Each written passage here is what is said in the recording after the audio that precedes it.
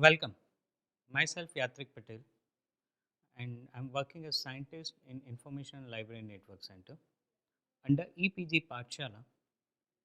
In ICT paper, we are going to study about cloud computing. Now, see, cloud is not a new term. Cloud, in fact, evolved with history of internet itself. Long back in 60s, JCR Licklider, who was also known as Lick, has given an idea of intergalactic computer network. This link was also responsible for enabling development of ARPANET, that is Advanced Research Projects Agency network in 1969. However, he didn't had any idea about how to implement the intergalactic network he was talking about. Other experts also attributed the concept of cloud computing to computer scientists. John McCarthy also proposed the idea of computation being delivered as public utility in 60s. In the past, computers were clustered together to form a single larger computer, and it was common industrial practice that allowed user to configure computers to talk with each other using standard protocol to balance the computational load across the machine. As a user, one need not care about which CPU ran the program, and the cluster management software ensured that the best CPU at that time was used to run the code. Then the concept called grid came into the picture with analogy to the electricity grid, where user could plug in into the grid and use a metered utility service. The same was applied for computing resources in case of grid computing, where user plug into grid of computers and pay for what he or she uses. Grid computing expands the technique of clustering, where multiple independent clusters act like a grid due to their nature of not being located in a single domain. However, the main bottleneck for moving cluster computing to grid computing was data residency. See, the computers in the clusters were usually physically connected to the disk holding the data, whereas in case of grid, the computational nodes could be situated anywhere in the world.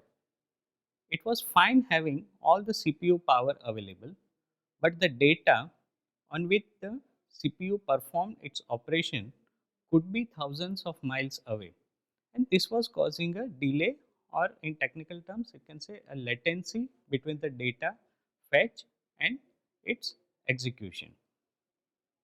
To avoid this bottleneck and to take grid further at a level of service, concept of cloud computing was introduced. As such, concept of grid computing was evolved to a service offered by data center. In short, the concept of cloud doesn't only involve computers, but it also encompasses the first cloud, which is around networking, or we can say it's around TCP IP abstraction, and the second cloud around the documents, that is World Wide Web data abstraction. The currently emerging cloud abstracts infrastructure, complexities of server, applications, data, and heterogeneous platforms. If we go to theoretical definition, in generic term, cloud computing can be defined as a model for enabling ubiquitous, convenient, on-demand network access to a shared pool of configurable computing resources, for example, network, server, storage, application, and services that can be rapidly provisioned and released with minimal management of effort or service providers interaction. This was the definition given by NIST. Now, as far as user is concerned, a cloud is a service that satisfies all of the following conditions. The first one is it is delivered over a telecommunication network. User place reliance on the service for data access and data processing. The data is always under legal control of user. Some of the resources on which service depends are virtualized so that the user has no technical need to be aware as to on which applications are running on which server they are running, nor where the hosting device is located. The service is acquired under a relatively flexible contractual agreement. The fundamental elements of cloud computing can be categorized as primary and secondary elements. In primary element, one can consider virtualization, grid technology, service oriented architecture, distributed computing, broadband networks, browser as a platform, free and open source software. Whereas on secondary side, we have automatic system, Web 2.0, web application frameworks, and service level agreement. The conceptual model of cloud promotes availability of the resources and it's composed of five essential characteristics, three service model and four deployment models. Now let us see essential characteristics of the cloud. As per definition of cloud computing by National Institute of Standards and Technology, let us have a look at five essential characteristics, that is on-demand self-service, broad network access, resource pooling, rapid elasticity and measured service. Now let's consider on-demand self-service. That means the automated response by the server to direct request by the client. Cloud services such as emails, applications, database, storage, computing, network, or server service can be provided without requiring human interaction with each service provider. Cloud service providers that offers on-demand self-service includes Amazon Web Service, Microsoft, Google, IBM, as well as Salesforce.com. It is just like if you want to open an email account on the service provider, just log on to his site and create your account. That's on demand self service. The second aspect is, or second characteristics is broad network access. That is, one can use the services from anywhere using any devices. Cloud deliverables are available over the network and access through standard mechanisms that promotes use by heterogeneous thin or thick clients platforms. Cloud deliverables are available over the network and access through standard mechanisms that promote use by heterogeneous thin or thick client platforms such as smartphone, tablet, laptop, and desktop PCs. Then the resource pooling. That is, the provider allocates the resources according to the demand rather than assigning resources to particular client.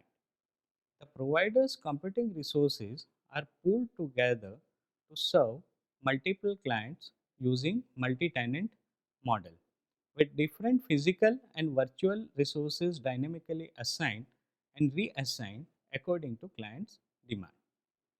This resource includes, among others, storage, processing, memory, network bandwidth, virtual machines, etc. This characteristics also gives a degree of location independence in where the clients generally has no control or knowledge over the exact location of the provided resources, but may be able to specify the location at a higher level of abstraction, that is a country, state or regional data center. Rapid elasticity, that is resources are scalable according to demand.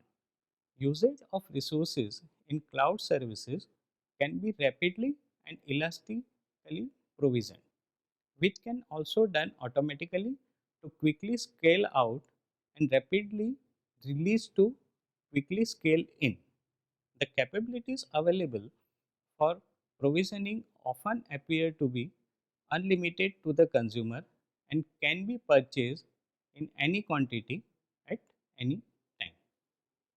Measured service, that is also an important characteristic wherein each resource usage is metered.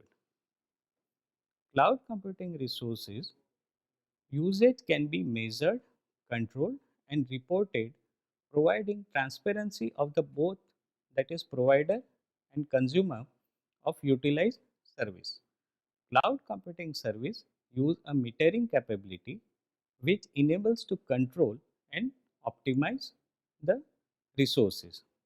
This implies that just like any other utility service, IT services are charged per usage metrics, that is pay per use.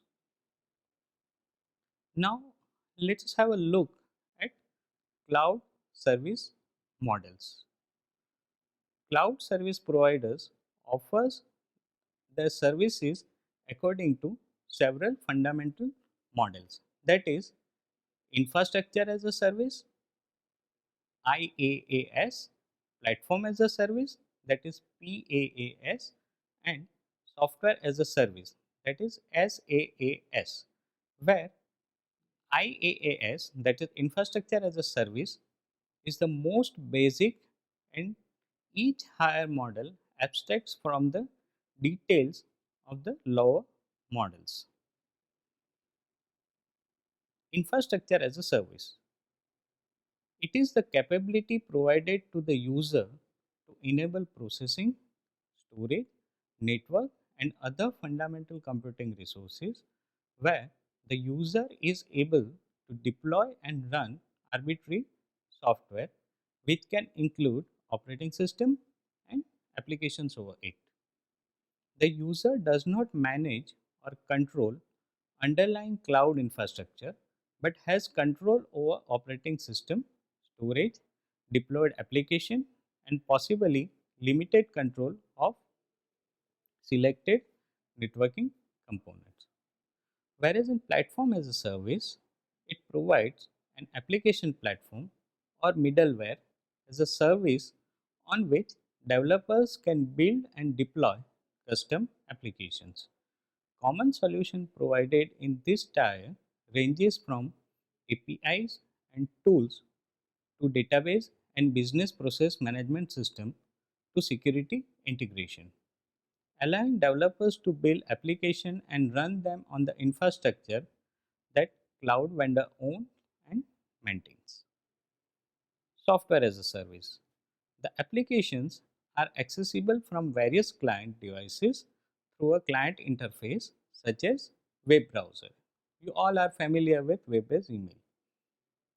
The user does not manage or control the underlying cloud infrastructure, including network, servers, operating system, storage, or even individual application capability, with the possible exception of limited user specific application configuration settings. Apart from these three basic service model, network as a service, that is NAAS, and communication as a service, that is CAAS, were officially included by ITU, that is International Telecommunication Union, as a part of basic cloud computing models, recognized service categories of telecommunication centric cloud ecosystem. Now let's have a look at cloud deployment models. As shown in the figure, you can have public cloud, private cloud, community cloud, as well as hybrid cloud. A public cloud is publicly accessible cloud environment owned by a third-party cloud provider. The deployment of a public cloud computing system is having two major characteristics. The first one is public availability of the cloud service offering, and the other is public network that is used to communicate with cloud service. The cloud service and cloud resources are procured from very large resource pools that are shared by all end users. If a cloud provider runs several data centers, for instance, resources can be assigned in such a way that load is uniformly distributed between all centers. Generally, public cloud service providers like Amazon AWS, that is Amazon Web Service, Microsoft, and Google own and operate the infrastructure and offer access only via internet. Whereas the private cloud is infrastructure operated solely for a single organization, whether managed internally or by third party, and may be hosted internally or externally. Self-run cloud infrastructures are generally very costly and capital intensive.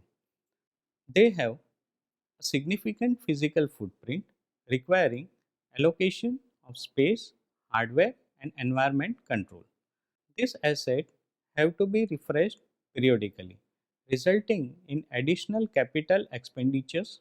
Generally, private clouds are not preferred because users still have to buy, build, and manage them. So, complexities are involved. Community cloud. Community cloud is similar to a public cloud except that its access is limited to a specific community of cloud consumer. In this delivery model, cloud infrastructure is being shared between several organizations from a specific community with common objectives.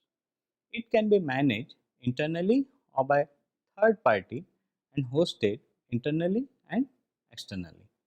The costs are spread over few users than a public cloud, still more than private cloud. So only some of the cost saving potential of cloud computing are realized. Hybrid cloud. A hybrid cloud is a cloud environment of two or more different cloud deployment models. Hybrid cloud offers the benefit of multiple deployment models. Hybrid cloud can also mean the ability to connect, co-location, manage, and or dedicated service with cloud resources. A hybrid cloud service can be defined as a cloud service that is composed of combination of private, public, and community cloud services offered through different service providers. A hybrid cloud service crosses isolation and provider boundaries so that it cannot be simply put in one category of public, private, or community cloud services. It allows one to extend either the capacity or the capability of a cloud service by aggregation, integration, or customization with another cloud service. So, in this figure, you can see the delivery models, service models, and essential characteristics of the cloud. By using cloud, a library services can be made online without worrying about correct version of the platform or the underlying technology. It also gives facility to induce new application quickly without having to focus on identifying available server space or configuration, and IT based library services can be delivered much more quickly than when using locally based hardware or software. Library can make choices about the allocation of resources and to offer better services than would be possible if relying on in-house solution. Thank you.